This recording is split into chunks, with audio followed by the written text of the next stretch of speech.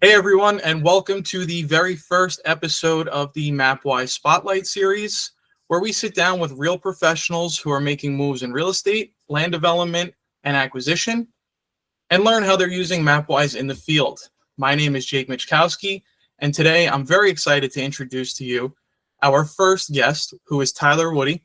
He's an advisor at the Eshenbaugh Land Company, the Dirt Dog, and I can't wait to kind of dive in a little bit more and learn about how Tyler's using MapWise to find new opportunities, solve problems, and also stay ahead of the game. So without further ado, let's jump into it. Welcome, Tyler. Jake, it's an honor, man. Pleasure to be the first guest. Didn't know that, so that's great to hear. Absolutely. We're excited to have you here. So Yeah. one of the things I really kind of wanted to start off here with asking you, we want to learn a little bit more about you.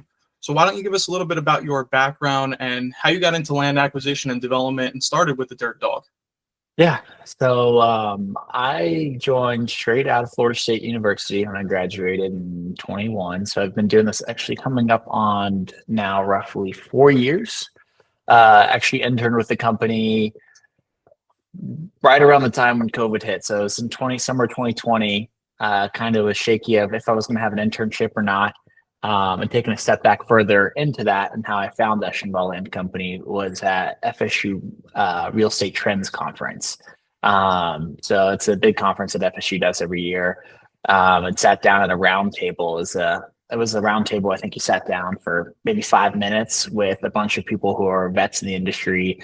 And it was if I were 21 again. And as a table I sat at, and Bill Eshenbaugh, founder of our company, was the one that I sat with. And honestly, just found his story. He took a completely different route versus what other people were going with.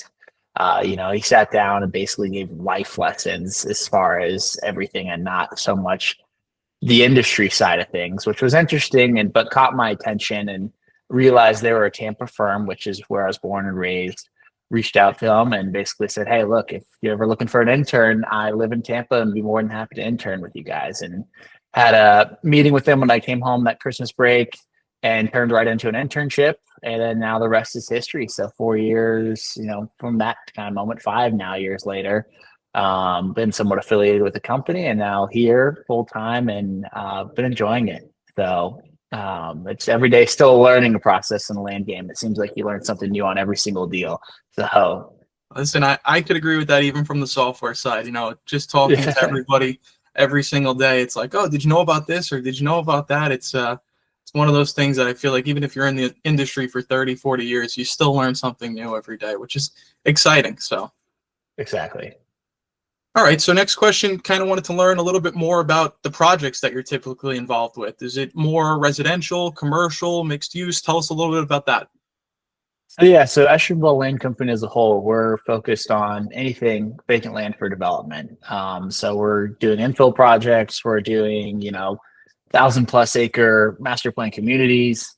We get a whole variety of different types of asset classes that we see, which, I think makes what we do very interesting. And one of the things that I love about it is you get to see and interact with everybody in the industry. One of the more focuses though that I've been taking lately has been in the single family side of things and residential development. So I've been more focused on, us as a company, is Tampa is our historic background, and we kind of stick within a driving radius of where we say we could get into a truck and, go on a trip and be able to make it back on the same day.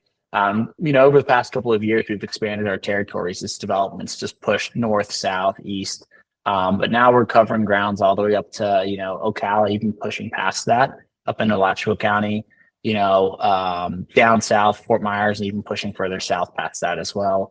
And then, east as well. So it just gets harder, to go east with I-4 traffic and such. But most of my focus, though, has been the Tampa side and north and east. So doing deals all the way up into Alachua actually now, and going all the way east into Lake County as well. Yeah, those drives are getting a little bit longer, huh?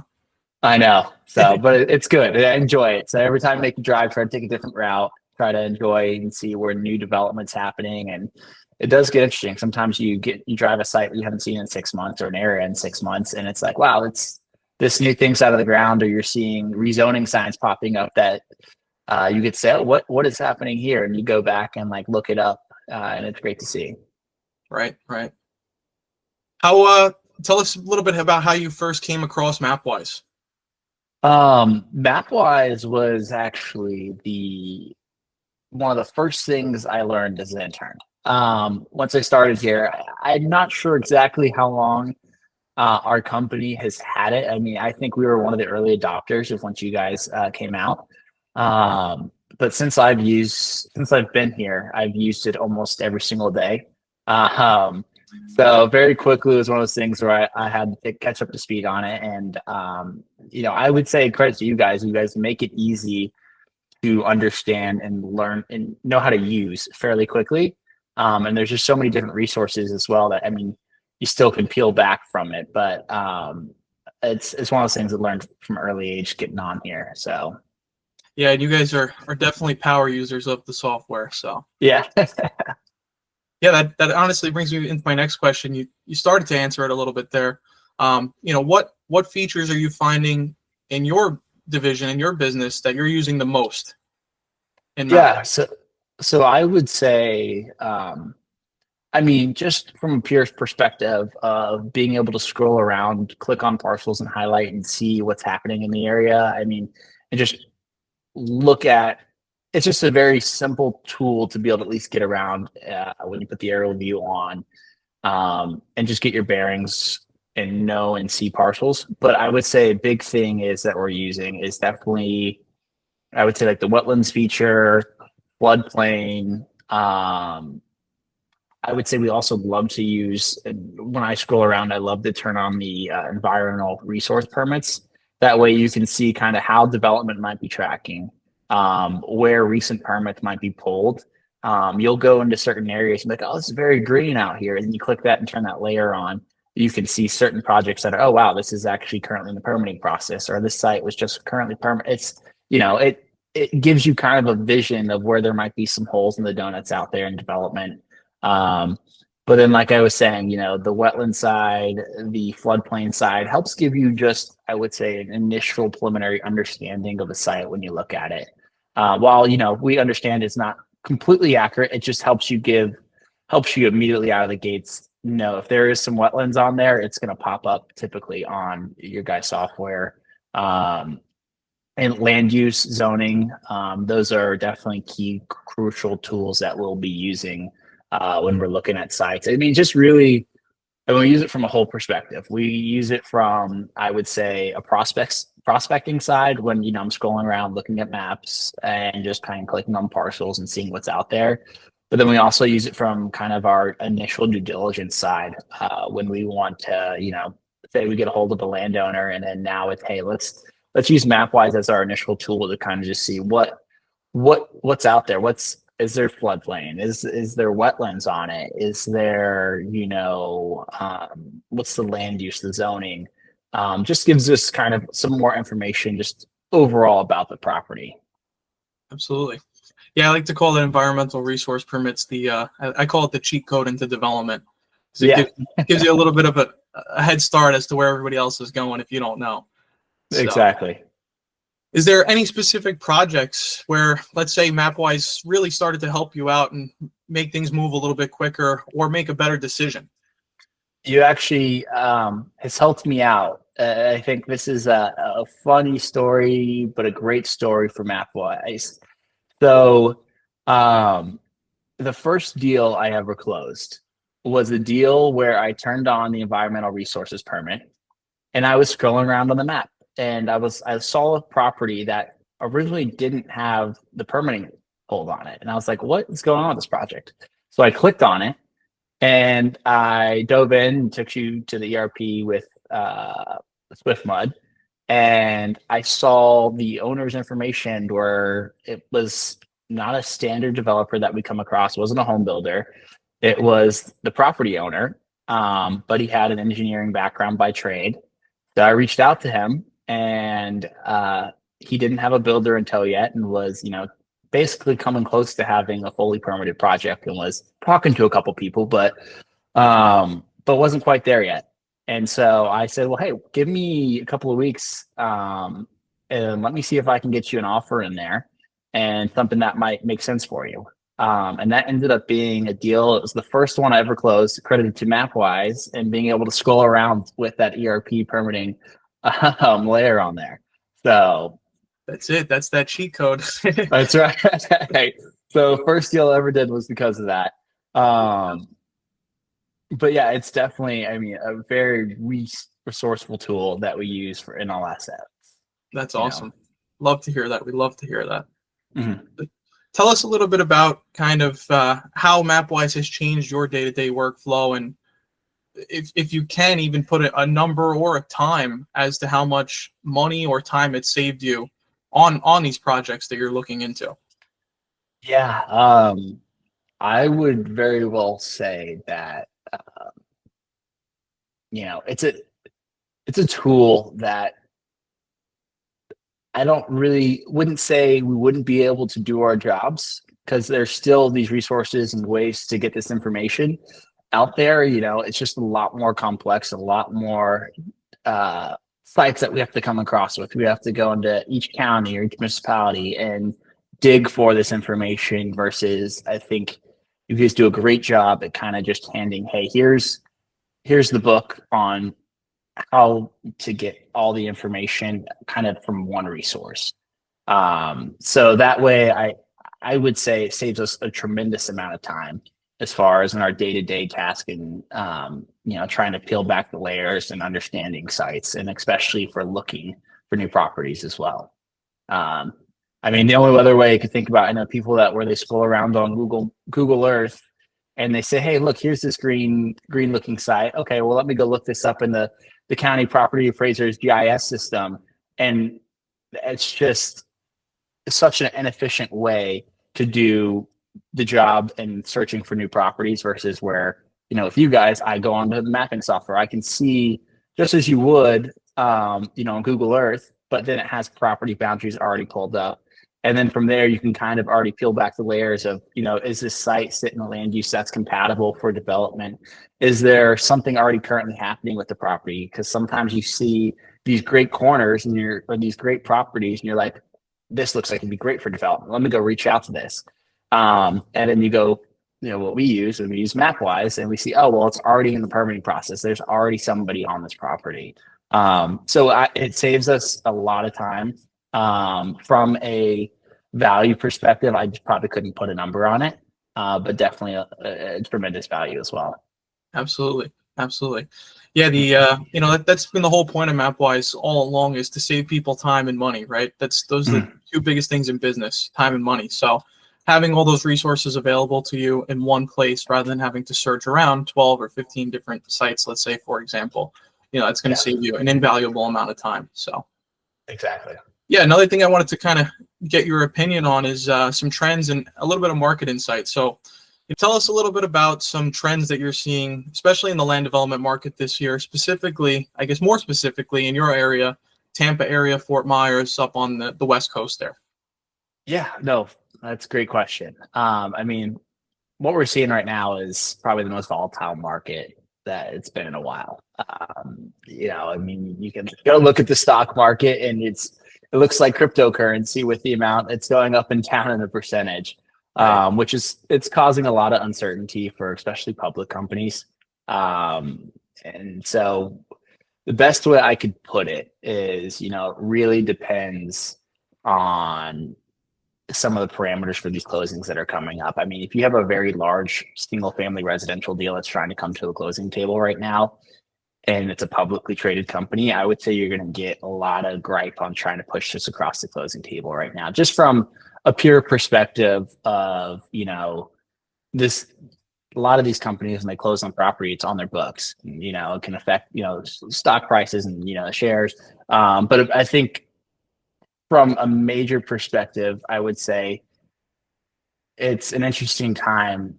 You're having these deals kind of get shaken out at the closing table, or just it's really more of like a sit and wait and see. I think there's just a lot of turbulence happening right now, which I think is healthy for us. I think we and are such a blessed market where we had all this influx come to Florida, and you had these, I would say, just a massive amount of immigration here. And obviously that's got to correct to some extent. And I think, we might have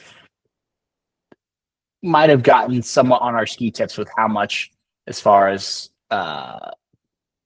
as far as, I guess the best way to put it is, how much were we going to keep going in this direction? Was this an uptrend forever, or is this that's not reality.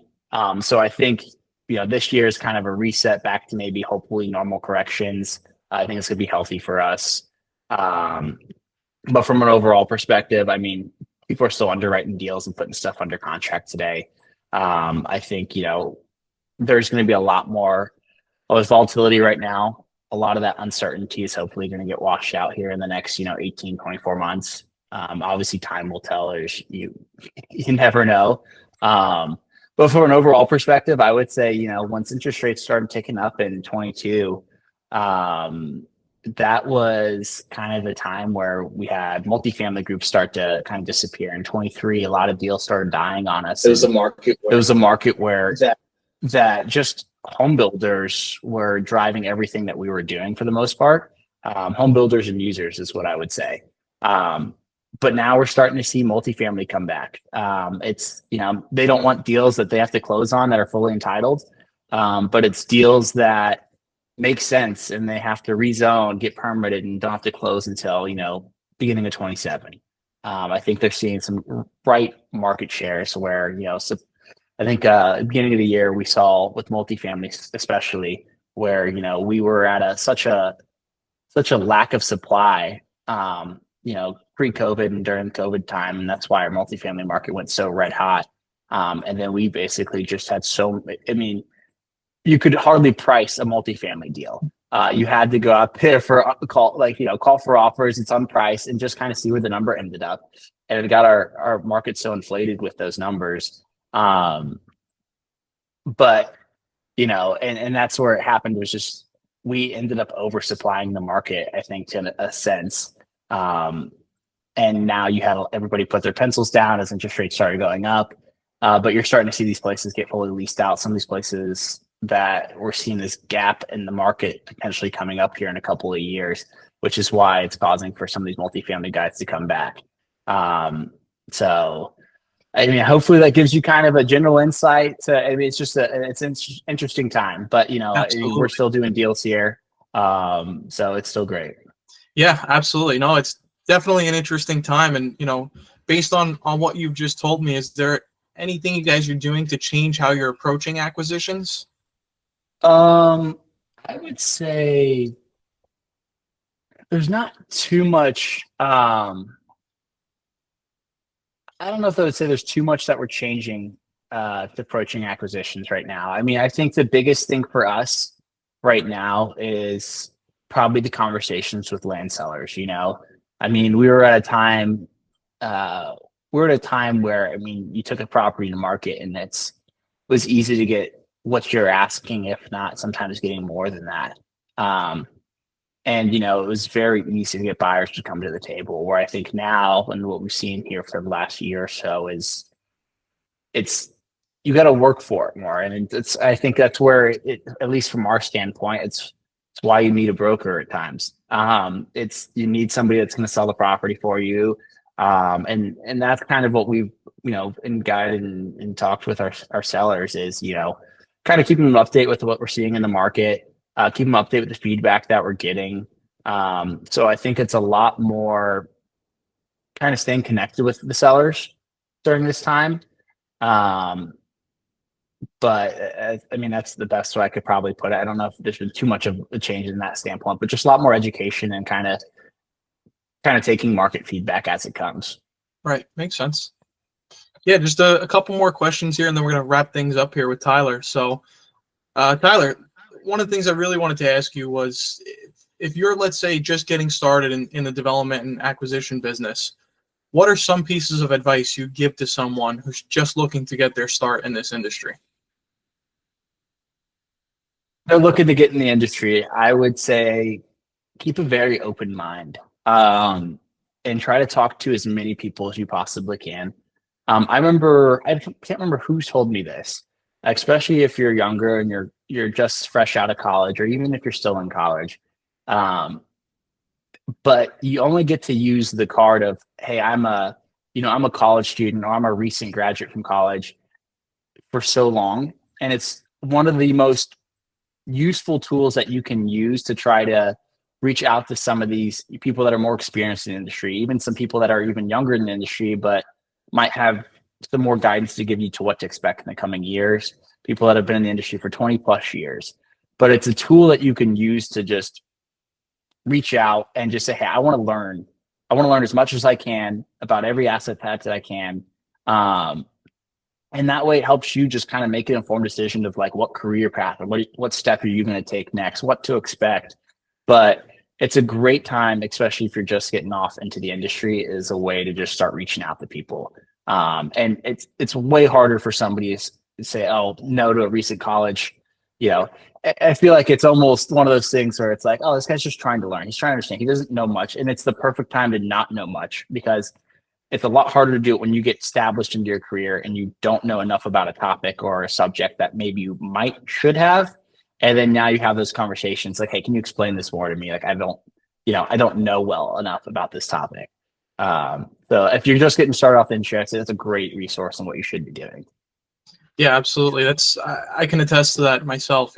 Having those connections and just reaching out to anybody and everybody in this industry is huge. The more people the more you're going to learn, and hopefully you can find somebody, like Bill, for example, who acts as a mentor, right? And took you underneath his wing and just let you run free, basically. So having somebody like that, that you can always turn to and just learn from is huge, especially in this industry.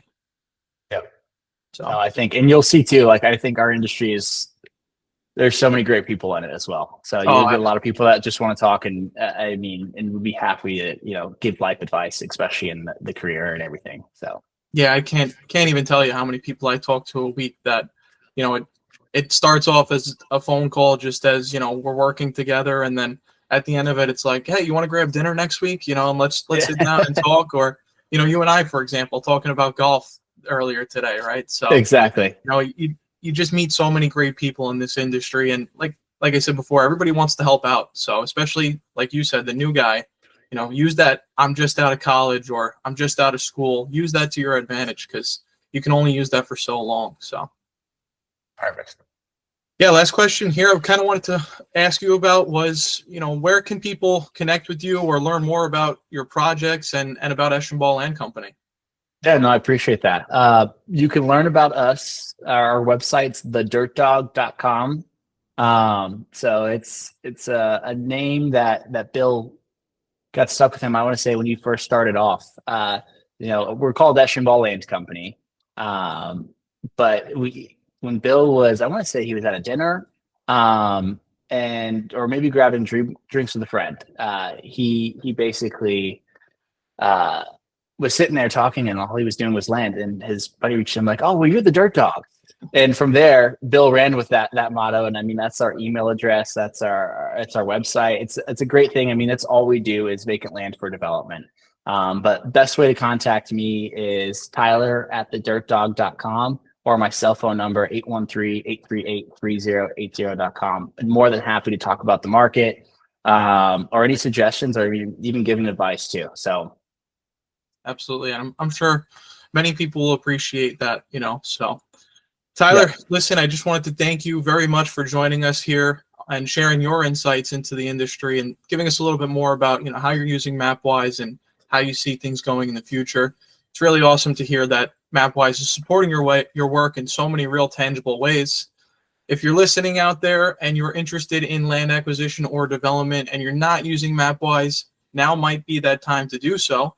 And we'll be back soon with another episode of the MapWise Spotlight Series, featuring more pros who are finding success with smart tools and smarter data. Until then, thanks for tuning in. And Tyler, thank you again. Thanks, Jake. I appreciate it.